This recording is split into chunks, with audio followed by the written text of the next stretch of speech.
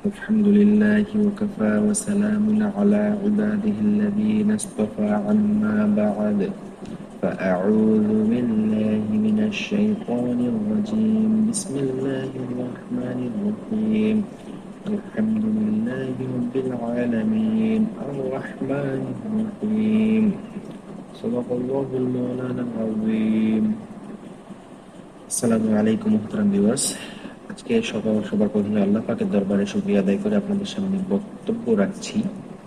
আজকে আপনাদের সাথে যে বিষয়টা নিয়ে কথা বলতে চাচ্ছি সে বিষয়টি হচ্ছে প্রশ্ন যত ভালো কাজে। It is the title of my video today. প্রশ্ন যত ভালো কাজে, অর্থাৎ কথাটা একটু ভাঙিয়ে বলি আপনাদের। আমরা কখনো খারাপ কোনো কাজে প্রশ্ন চিহ্ন বর্তমানে উপস্থাপন করি না বা উঠাই না। সবসময় কিসের প্রশ্ন চিহ্ন উঠাই? ভালো কাজে প্রশ্ন চিহ্ন উঠাই। আপনাদের সামনে যে টপিকটি নিয়ে আজকে কথা বলবো, এটি নিয়ে কথা বলার অন্যতম একটি কারণ হচ্ছে কয়েকদিন পূর্বের একটি ঘটনা। কয়েকদিন পূর্বে আমি সাধারণত যে মসজিদে নামাজ আদায় করি সেই মসজিদে কারণবশত কোনো ইমাম সাহেব ছিলেন না এবং মুয়াজ্জিন সাহেব ছিলেন না। তো আজান কেউ একজন দিয়েছেন এবং তো তারপর সেখানে যাওয়ার পর একটি ছেলে ইমামতি করেছে এবং সে নামাজ আদায় করেছে এবং সুন্দরভাবে সে নামাজ আদায় করিয়েছে এবং তাকে আমি ব্যক্তিগতভাবে চিনি। সে নামাজ আদায় করানোর যোগ্য এবং সহি শুদ্ধভাবে কোরআন তেলাওয়াত করতে পারে। তার ভিতর ইমাম হওয়ার যে গুণগুলো সেগুলো তার ভিতরে আছে এবং সে ইমামতি করেছে। তো এর ফলাফল কি হয়েছে?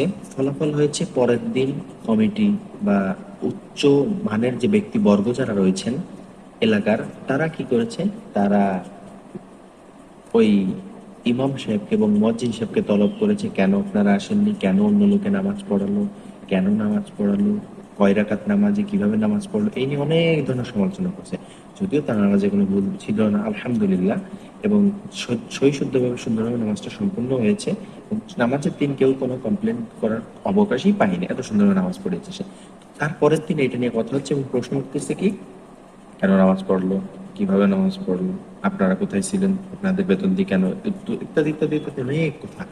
তো ভাই, আমার একটা প্রশ্ন আপনার কাছে, আপনি যে প্রশ্ন চিহ্ন তুললেন এটি কোন কাজে প্রশ্ন তুললেন? ছেলেটা কি ডিজে গান বাজাইছে, কোনো পাপ করছে, কোনো অপরাধ করছে?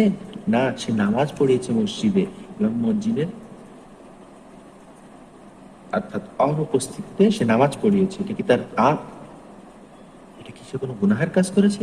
আজকে যারা গুনাহের কাজ করে, আজকে যারা গান বাজায় উচ্চ স্বরে, প্রকাশ্যে জেনা করে, উচ্চ স্বরে গান বাজায়, প্রকাশ্যে বেহায়াপনা করে, প্রকাশ্যে গুনাহ করে, তাদেরকে একবারও কি আপনি জিজ্ঞেস করেছেন গিয়ে কেন এই কাজ করছো?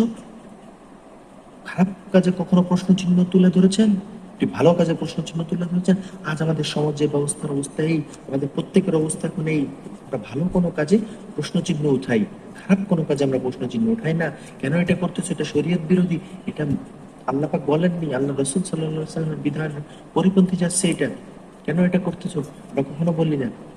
কি বলি? ভালো কাজ কেন করলা, এইটা কেন করলা, ওইটা কেন করলা, বিভিন্ন যত ধরনের ভালো কাজ আমরা করি এবং মানুষ করে, ভালো কাজ আমরা প্রশ্ন চিহ্ন উঠাই। একটা মানুষ ধরেন 2-3-4 বছর খারাপ ছিল, যে নামাজে ফিরছে, তাকে কি করা উচিত? ইন্সপিরেশন দেওয়া উচিত, উৎসাহিত করা উচিত। আমরা কি করি? আমরা তাকে নিরুৎসাহিত করি, এটা করতো, এটা করতো, এটা করে বেড়াতো, ওইটা করে বেড়াতো, মুখ তমুক, এই সে অনেক ধরনের কথাবার্তা আমরা বলি। আসলে কি আমরা ঠিক বলি না ভুল বলি? এর মাধ্যমে যদি ছেলেটা বা মানুষটা নামাজ থেকে আবার সরে যায়, এর দায়ভার কে নিবেন? আপনি নিবেন, আপনার কথা নিবে, আপনার পরিবার নিবে, আপনার ব্যক্তিগত বন্ধুরা নিবে যারা আপনার সাথে তাদের এই বিষয়ে কথা বলেছে? নিবে না। আল্লাহর কাছে আপনাকে জবাবদিহিতা করতে হবে, অবশ্যই করতে হবে। এর জন্য আমরা ভালো কাজে কেন প্রশ্ন চিহ্ন উঠাবো? আমরা খারাপ যেখানে হবে সেখানে নবী সাল্লাল্লাহু আলাইহি ওয়াসাল্লাম হাদিসের মধ্যে 3টি কথা বলেছেন।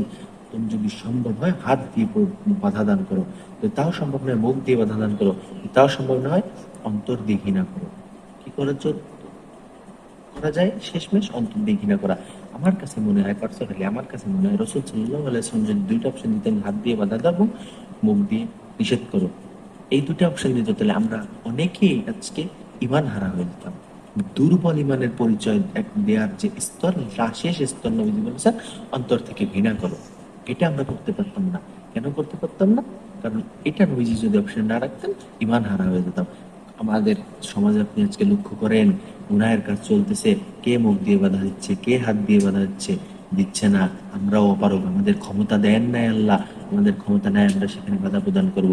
আমরা কি করতেছি? আমরা সর্বোচ্চ অন্তর দিয়ে ঘৃণা করতেছি, এবং সেটাকে নবীজি হাদিসের মধ্যে উল্লেখ করেছেন দুর্বল ইমানের পরিচয় হিসেবে। ইমান দুর্বল ইমান হিসেবে, ইমানটুকু আমাদের ভিতরে বাঁচিয়ে রাখার জন্য নবী সাল্লাল্লাহু আলাইহি ওয়াসাল্লাম এই অপশনটা রেখেছে। তো ভাই, দাওয়াতের মেহনত আমরা করতেছি। আজকের দাওয়াতে আপনাদের কাছে একটা দাওয়াত দিই, একটা নসিহত করি, কোনো ভালো কাজে প্রশ্ন চিহ্ন উঠায়েন না, কোনো ভালো কাজে প্রশ্ন চিহ্ন উঠায়েন না, কোনো ভালো কাজে প্রশ্ন চিহ্ন উঠায়েন না। কখনো কোনো মানুষ ভালো কাজ করতেছে, তাকে নিরুৎসাহিত করেন না। আল্লাহর কাছে জবাব দিতে পারবেন না, কখনো তাকে নিরুৎসাহিত করেন না, তাকে উৎসাহ দান করেন। না পারলে কোনো কথাই বলেন না, কিছু করেন না। তো কখনো ভালো কাজে প্রশ্নের চিহ্ন ওঠে না, পারলে খারাপ কাজে প্রশ্ন চিহ্ন উঠান। আল্লাহ পাক আপনার মর্যাদা বাড়িয়ে দেবেন। হয়তো ইজ্জু মান্তাসা ও তুজিল্লু মান্তাসা, সূরা আল ইমরান আল্লাহ বলছে যে আল্লাহ যাকে ইচ্ছা মর্যাদা দান করে, যাকে ইচ্ছা সম্মান দান করে। আপনি ভালো কাজ করেন, খারাপ কাজে প্রশ্ন চিহ্ন উঠান, ভালো কাজের সাপোর্টে থাকেন, পক্ষে থাকেন, আল্লাহ পাক আপনার মর্যাদা ইনশাআল্লাহ বাড়িয়ে দেবেন। ওয়া আখিরু দাওয়ানা আলহামদুলিল্লাহি রাব্বিল আলামিন। যা শুনলাম, এই একটি নসিহতের উপর আল্লাহ আমাদের আমল করার তৌফিক দান করুন। আসসালামু আলাইকুম টু এভরিওয়ান এগেইন। আল্লাহ হাফেজ।